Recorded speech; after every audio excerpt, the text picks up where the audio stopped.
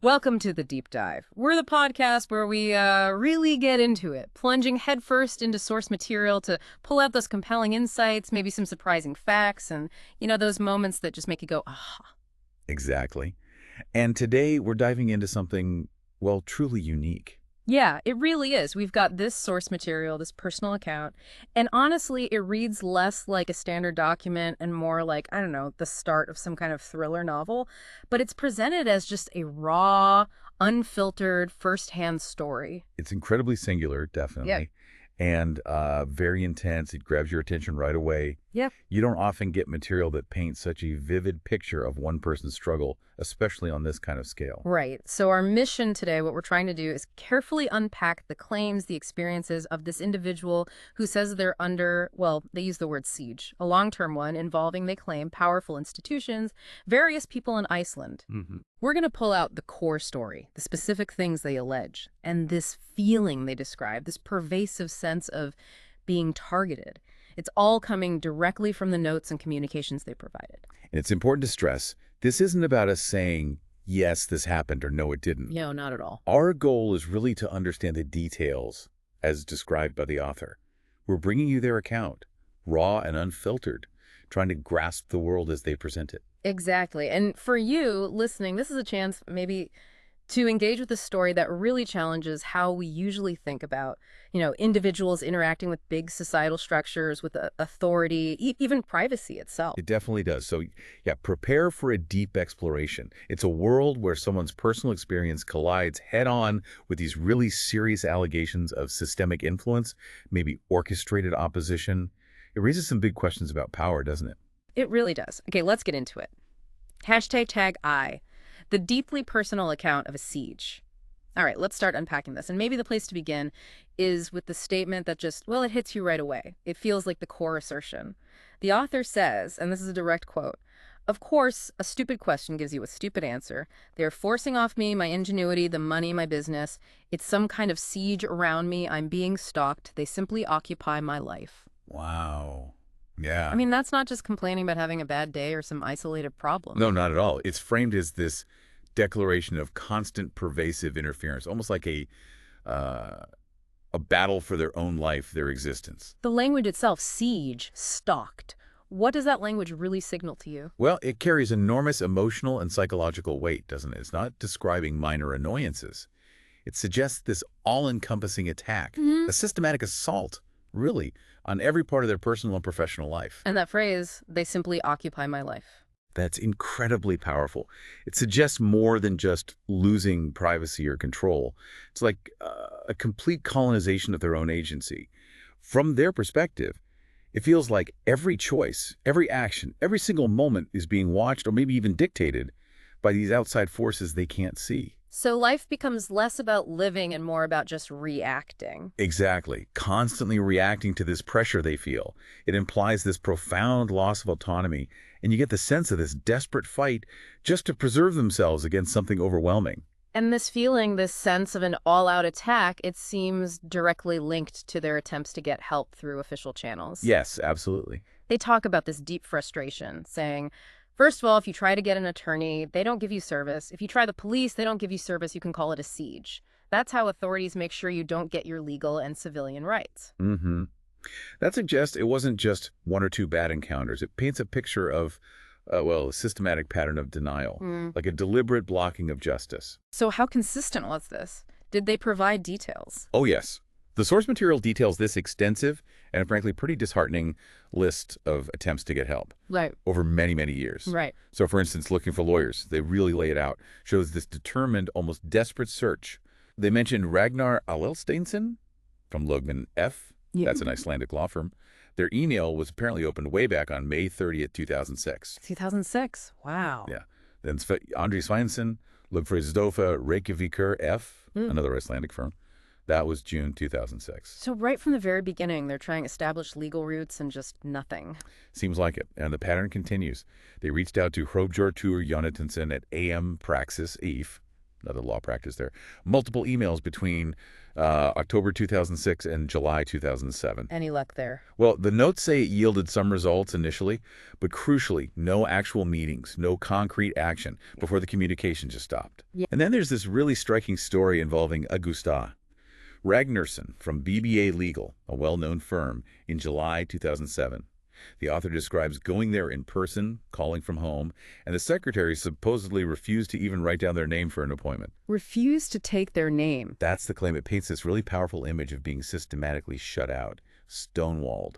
Like the system itself, the very system designed to help, was just inaccessible to them. That creates such a profound sense of helplessness, doesn't it? Like the doors are just slammed shut in their face, deliberately. It really does. And it wasn't just in Iceland, apparently. They mentioned contacting lawyers in Germany, too. Roden partner in Bremen, multiple times between 2006 and 2011. This was connected to a former employer's bankruptcy, but they say this firm was informed of my problems for years. So trying international routes, too. Beyond lawyers, what about official authorities? Police? Data protection? Yep, they tried those, too. Wrote to the Data Protection Authority Personaverned in Iceland, October 6, 2006, specifically about privacy concerns. And the police? Multiple contacts mentioned, from June 2006 through August 2007. But eventually, the author says they just giving up it was useless, which really conveys that sense of despair, right? Futility. Absolutely. And it didn't stop there. Much more recently, they state they contacted Robert Swan Mueller III, his special counsel's office in the U.S. on April 26, 2018. The Robert Mueller from the U.S. investigation. The very same. Right. And maybe the most striking detail, just because of the date, is mentioning contacting the district and state prosecutor in Iceland on May 5th, 2025. 2025, that's in the future. It is. Now, it could be a typo, obviously. But even if it is, or perhaps especially if it isn't, it really underscores the incredibly long-term, ongoing nature of this fight.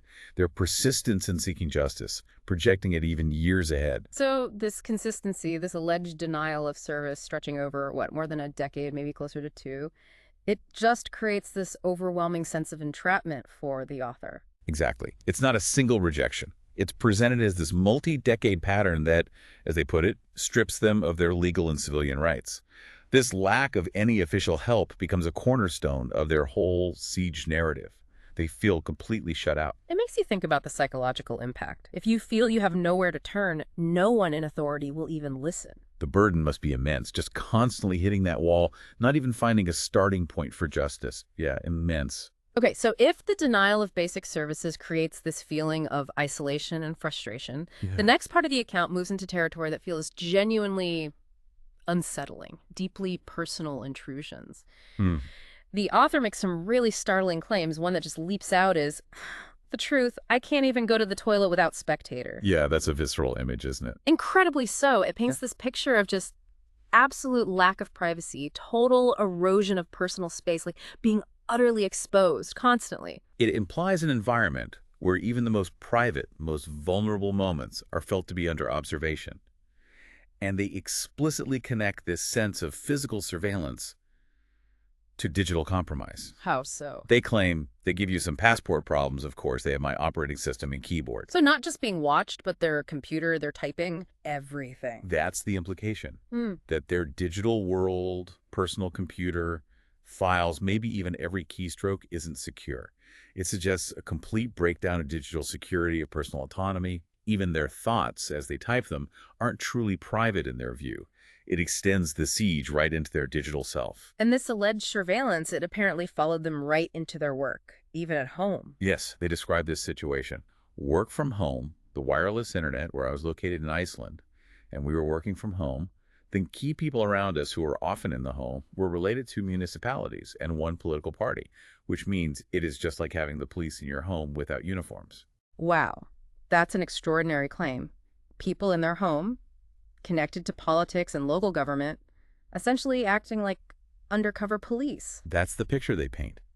It's chilling, isn't it? The idea that your personal space, your home office, is somehow intertwined with this external monitoring, seemingly tied to political structures. It feeds right back into that feeling of constant exposure. Absolutely.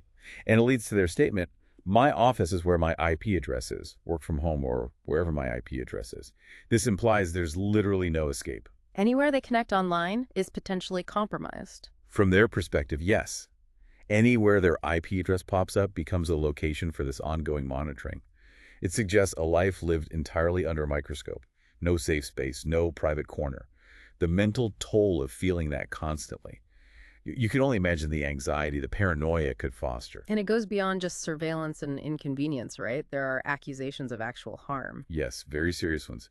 They state that the people behind this confiscate my assets. That's a direct claim of financial ruin. But it goes further. It does. They imply that the police force and society's power institutions are involved in forcing off me, my ingenuity, the money, my business, my body health. My body health. Yeah. So it's not just about money or ideas.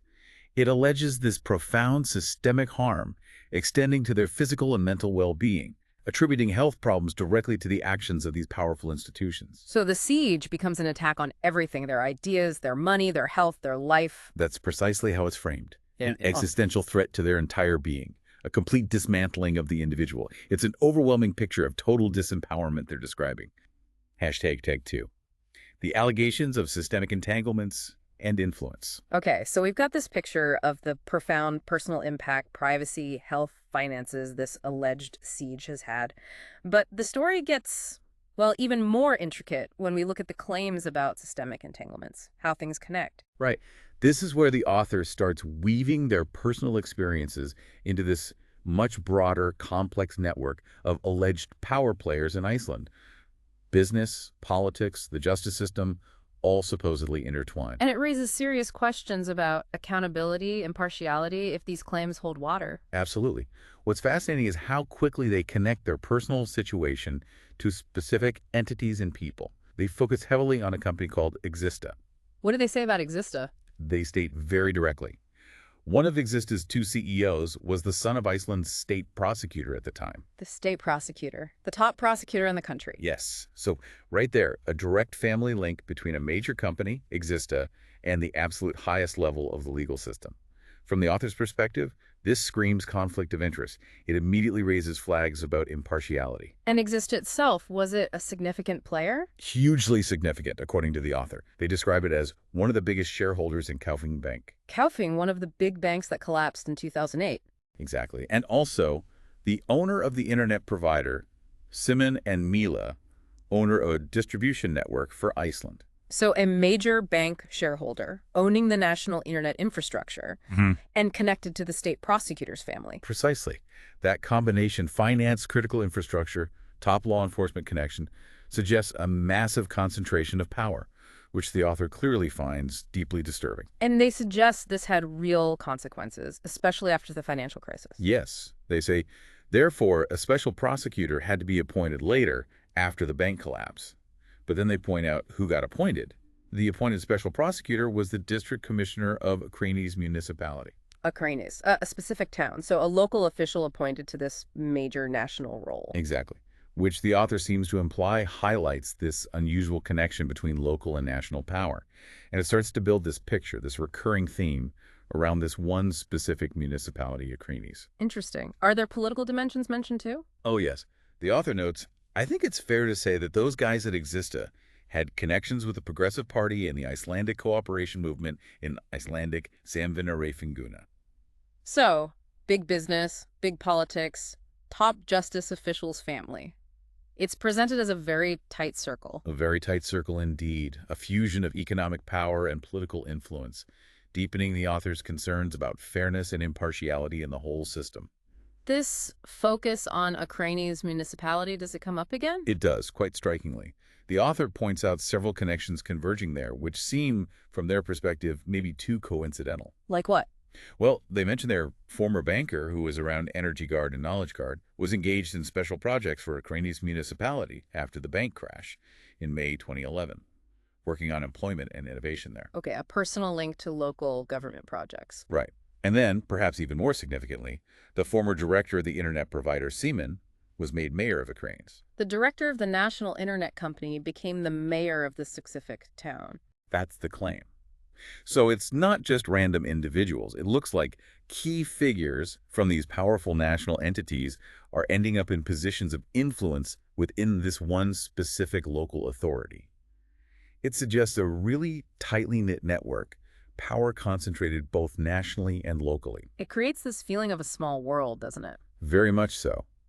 The author even mentions Icelandic Glitnir Bank, another major bank being described as a commercial bank-appointed special prosecutor, which leads them to comment on how everyone needs their commercial bank, relevant or not, a small world. So it feels like no matter where they turn banking, legal help, the same interconnected players are involved. That's the overwhelming feeling conveyed, that true independence or escape seems impossible because the system is so interwoven. Okay, so these powerful, interconnected people and companies, what are they actually accused of doing, beyond just being connected? This is where the allegations get extremely serious. The author claims that other companies or individuals associated with them that were heavily involved have been accused of using the former prosecutor staff like leg breakers. Leg breakers. Seriously. That's the term used. Chasing and threatening people, helping them to keep their mouths shut, or accused of espionage. So intimidation, threats, silencing people, spying, these are incredibly grave accusations. They absolutely are, suggesting a deliberate, coordinated effort to control or silence individuals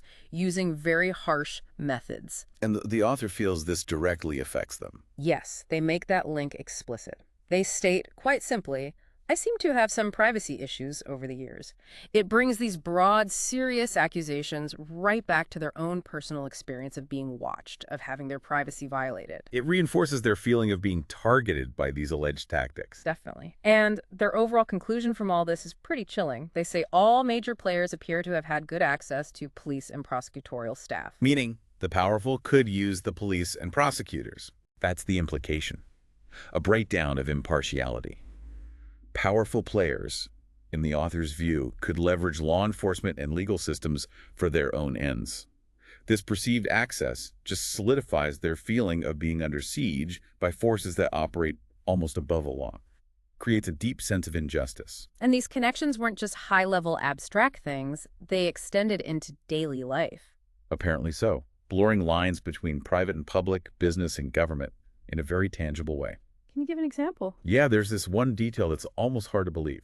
The author says, in recent years, one of my former co-workers' related companies has been based in the same building as the Icelandic state prosecutor. In the same building? That's some kind of togetherness. That's how it was for many years. So not just family or political ties, but literal, physical, daily proximity between someone connected to the author and the very heart of the state's legal system. Wow. From the author's viewpoint, how could there be true impartiality in that situation? It paints this picture of a deeply interwoven establishment. An unnerving thought, sharing office space like that.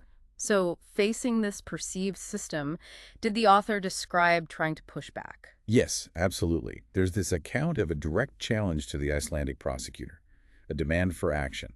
They state, if the special prosecutor cannot proceed with this for some reason, then I want the special prosecutor, the district prosecutor, to make the arrangement for me on my behalf to make sure that a proper prosecution will take place at the right institution. So basically saying, if you can't or won't do it, make sure someone who can does. Exactly. It's a demand for accountability, a refusal to just let the case drop or be ignored. It shows they weren't just passively accepting this situation. Not at all. It really shows their unyielding stance. They believe in justice, even when they feel it's being denied. They state very clearly, as I said before, I cannot accept that depreciation of law will take place. I will not accept it. A refusal to accept the situation. And they add, they are trying to complete their lives like this and get away with things. It's a defiant stand, a refusal to let what they see as wrongdoing just slide. It comes across as this profound moral conviction. Hashtag tag 3, vivid encounters and personal sacrifices. Okay, so we've got the systemic aspect, the alleged web of influence. But what really makes this account so gripping, sometimes almost surreal, are these incredibly vivid personal encounters and sacrifices the author describes. Yes, the details are often quite startling. Like the meeting with the Minister of Justice. They mention a specific date, March 21st, 2007, an appointment with Bjorn Bjarnason, who was the Minister of Justice then. And the detail they remember is, what I can say about this meeting at this point is that the minister was well-dressed and had a candlelight on the table. A candlelight in a formal meeting with the Minister of Justice. Right. It's such an unusual detail, almost theatrical. It really is. It stands out immediately. It makes you wonder about the atmosphere. Was it meant to be intimate? Disarming? It suggested an experience that felt, well, out of the ordinary. maybe even deliberately staged from their perspective. And they connect this meeting directly back to the core issue, don't they? They do. Right after mentioning the candlelight, they add, the families of both the Iceland state prosecutor and the minister of justice were immersed in business themselves around the ingenuity as others at this time. So connecting the highest legal and justice officials' families directly to business dealings around their ingenuity. Exactly. It draws this direct line. The private meeting, the top officials, their families' alleged business interests, and the very thing the author feels is being stolen from them. It massively amplifies that perceived conflict of interest. Suggests these powerful people weren't just impartial authorities, but had a potential personal stake. That's a really disturbing implication, blurring public duty and private interest right at the top. It is. And there's another anecdote that really hits home, showing the personal cost, the sense of manipulation, the Reykjavik apartment incident. Ah, yes. Tell us about that. The author says, an apartment was pointed out to me. I suddenly got a flat in a building in Reykjavik, and two candidates for the municipality election opened their office for the election. They were running for the Reykjavik Council. Okay, unusual circumstances, getting an apartment where election candidates suddenly set up shop. But it's the personal sacrifice that's emphasized. The author states, my togetherness with my children was sacrificed for election offices. Think about it. For the Social Democratic Party. Sacrifice their time with their children for an election office. That's the claim. It's deeply emotional. Suggests their family life, their connection with their kids, was directly disrupted, basically taken over for political campaigning. It puts this very human, heartbreaking cost on the pressures they felt. It's not just inconvenience. It's described as a profound loss. And they note other details around this, right? Almost like connecting dots. Yes, characteristic of their narrative style. They point out, this man is in the same building, and British Airways starts to fly to Keflavik Airport, linking seemingly unrelated things the neighbor, a new airline route, into the larger picture. It adds to that feeling of everything being somehow connected, orchestrated. And then there's the proximity to authority again.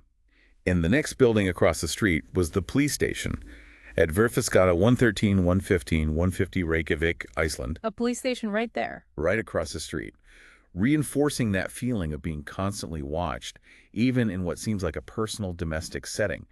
The whole city becomes this backdrop for surveillance. And this incident seems to have had a lasting impact on the relationship with politics. Apparently so. They mention their voting record. At the time, I had never cast my vote for this party, the Social Democrats, and after this, I haven't cast my vote. I haven't been able to since I have been abroad. So this experience, especially the feeling of their family life being sacrificed, fundamentally broke their trust.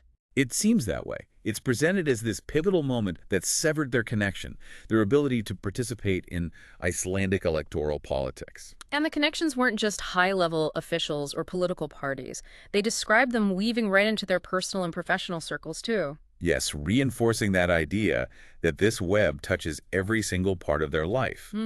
The proximity described is, frankly, astonishing. Like what? They state, a former friend, coworker, and chairman of the company I was working for once has had his office at the police station. An office at the police station, a former close colleague. The police station in Mosfellsby, Verlutag 8, 270 Mosfellsby, Iceland. Yes. So not just an acquaintance, but someone they knew well, worked closely with, seemingly having a direct physical presence within law enforcement. It contributes to this feeling of being completely surrounded, even by people once trusted. And there was another connection, related to finance. Right. And the wife of a former friend and coworker went to work for the Financial Supervisory Authority in Iceland. So law enforcement, financial oversight, the connections are everywhere in their personal history. That's the picture painted. This tightly knit web extending into their closest relationships, creating this profound sense of entrapment. No truly independent contacts, it seems. And this feeling of being monitored continued even when they returned to Iceland. Yes, there's this really unsettling story. When I returned to Iceland from the UK, after a few days, week stop in DK, the first person who tried to make friends with me and spend time with me and I didn't know before was a detective. Wow. So right upon returning, the first new person they meet is a detective trying to befriend them. That's the claim.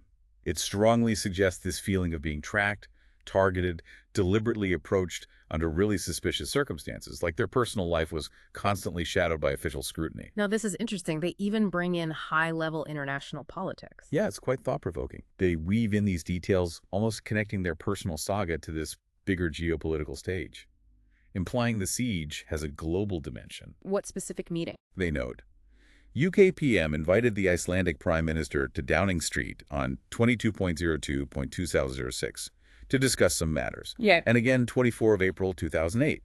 Very specific dates, suggesting significant talks. And what's the author's connection to this? It's more about their perception of its significance.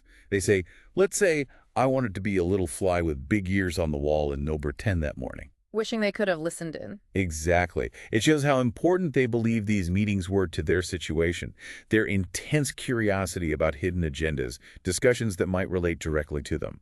It highlights their belief that this siege goes way beyond Iceland, involving international players. And they seem quite confident about identifying people involved locally, Yes, there's this rather bold claim.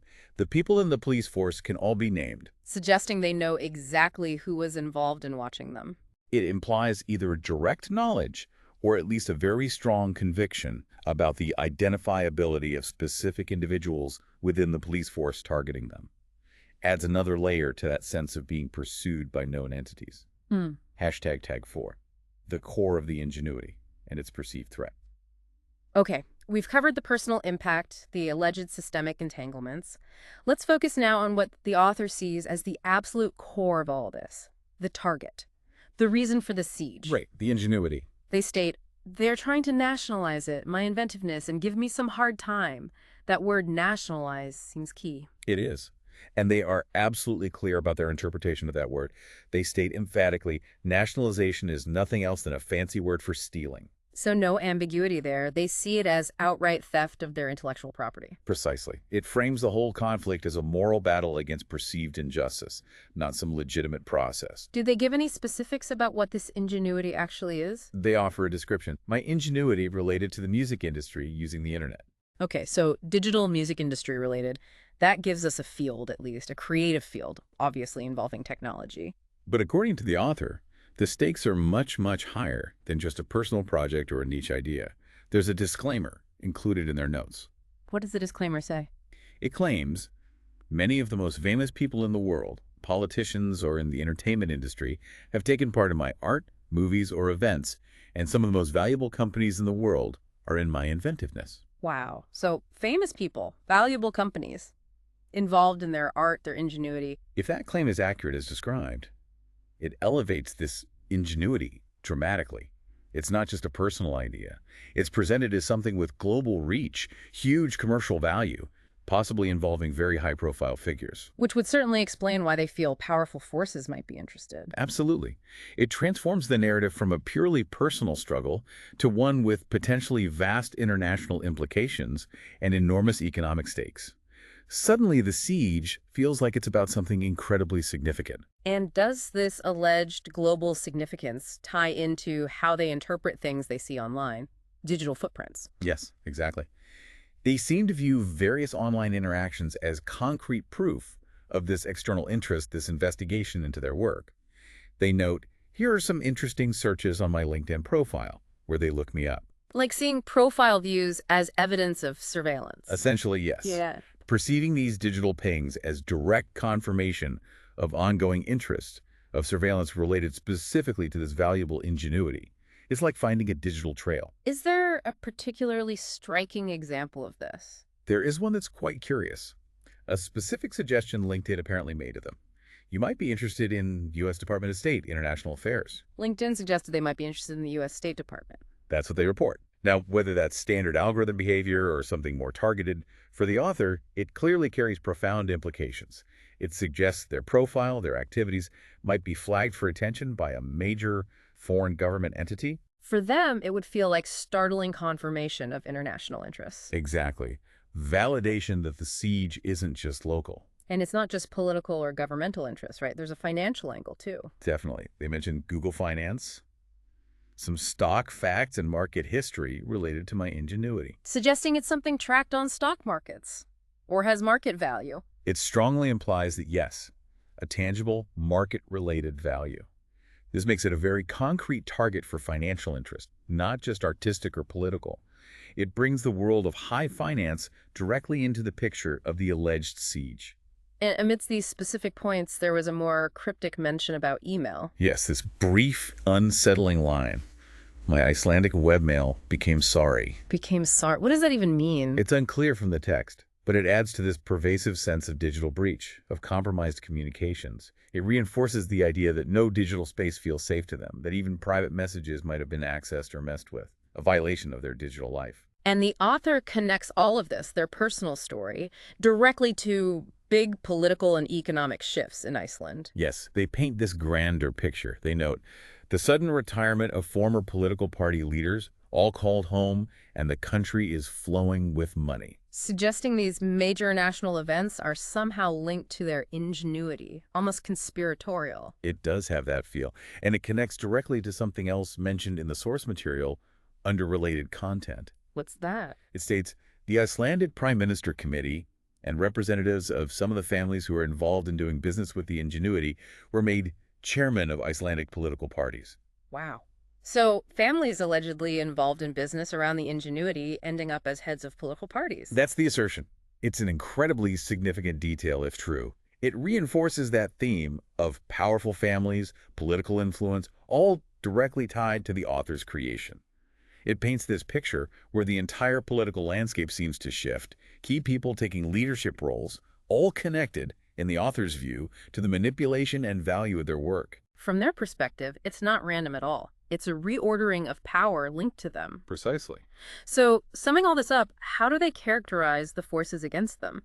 They conclude by emphasizing the sheer scale of it. This document may give you a clue at what level the use of force has been around me. It's a powerful statement, suggesting the entire apparatus of power, local Icelandic authorities, maybe even international entities, has been deployed against them and their inventiveness. So it's clear, from their viewpoint, this isn't just a series of bad breaks. No, not at all. From their deeply personal perspective, it's presented as this monumental existential fight against a vast, interconnected, and overwhelming system. The story they've laid out, piece by meticulous piece, is a vivid and profoundly unsettling picture of one person feeling locked in this relentless battle for their ideas, their money, their health, their very self. It definitely forces you to think about individual agency versus institutional power. Absolutely. Okay. Hashtag outro. Well, as we wrap up this deep dive, it's clear we've journeyed through an extraordinary and, profoundly personal story. The author's account paints this incredibly vivid, sometimes alarming picture. Alleged surveillance everywhere, feeling systematically blocked by institutions, this complex web-connecting business, politics, law enforcement in Iceland, all apparently swirling around what the author calls their personal ingenuity.